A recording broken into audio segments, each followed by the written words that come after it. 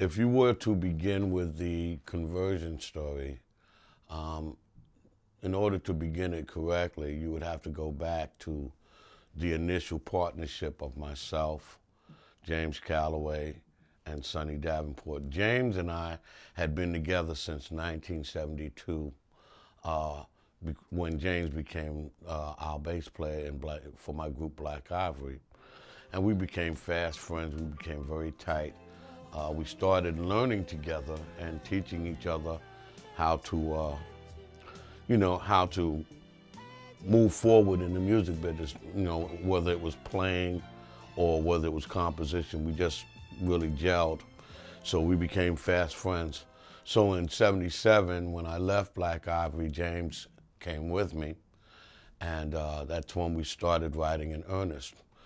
Sometime in 1978, James started to get busy, working for other artists such as Evelyn Champagne King, flautist Bobby Humphrey, sax player Najee, and it took him away from working with me. So I needed another partner. And around this time, my cousin, Aaron Sonny Davenport, he's a drummer,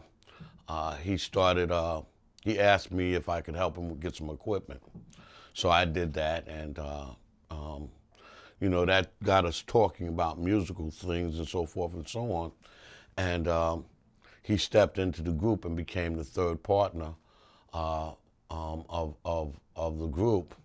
And so that core group, myself, Calloway, and Davenport, was the core of Conversion.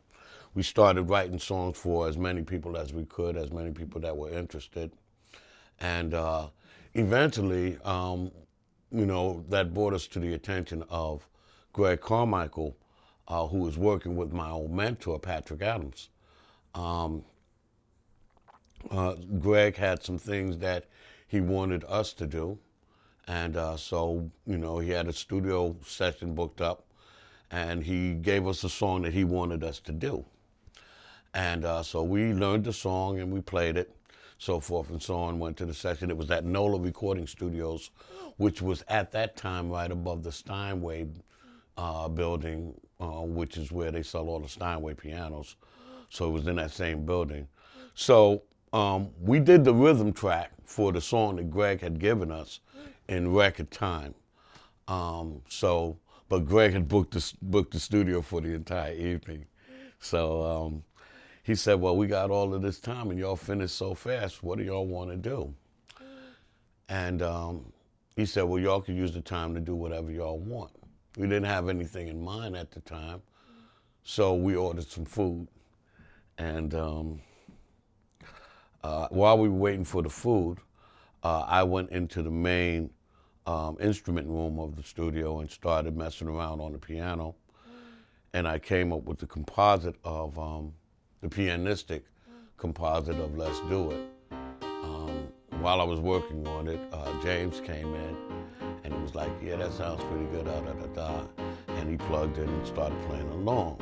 We still waiting for I remember it was bacon cheeseburgers, all three of us ordered. Bacon cheeseburgers and fries from one of the restaurants around there.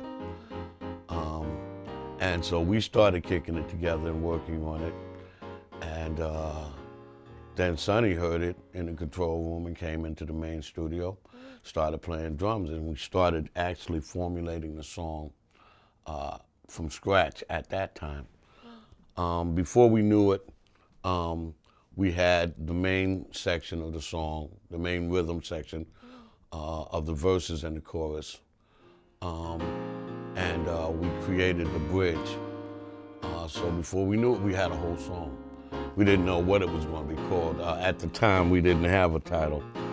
But like I said, we had all this time in the studio, so Greg Carmichael loved what we were doing, and when we started putting down the rhythm, it really started gelling. So he said, what can we do about getting some lyrics on it, getting some vocals on here? And again, the three of us, myself, James, and Sonny, we put our heads together, came up with the concept of the lyrical concept and the melodic concept. Originally, the song's full name as we wanted it was put my love where you are. All right, but in hindsight, you know, and dealing with today's world, how they just, you know, give me 3 words and let's be done with it, they decided to use the "Let's Do It" as the main title of it. So that night we actually put together the lyrics, the rhythm track, the synthesizers, and then we called in vocalists, female vocalists, to help us realize the song. And they came in, Dorothy, Terrell, Renee, my sister Renee, J.J. Burgess, and I forget the name of the third female that came in. They came in to do the background. And so in one evening, we were able to realize the entire concept. It's been brought to my attention or asked of me what made me come up with the rap section of "Let's Do It." That opens "Let's Do It," put your hands up in the air. And basically, that comes from my, you know, rap was becoming popular back then. This is around 1979, 1980. So rap is just beginning to get popular. And one of the things that they always said at the parties was, put your hands up in the air and wave them like you just don't care.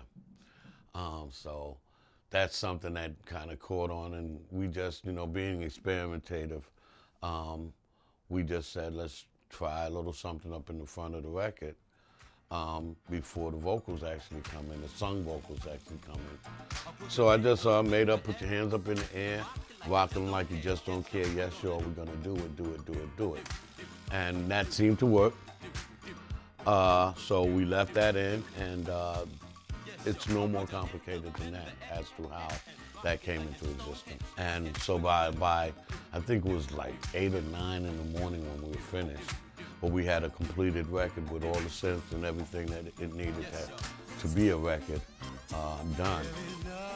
So that's how it was created, and that was the actual initial formulation of the group Conversion.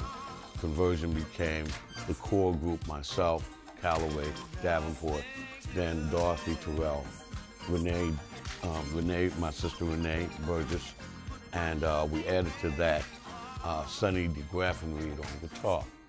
And so the 6 of us became the main Conversion group, which would ultimately evolve into Fly.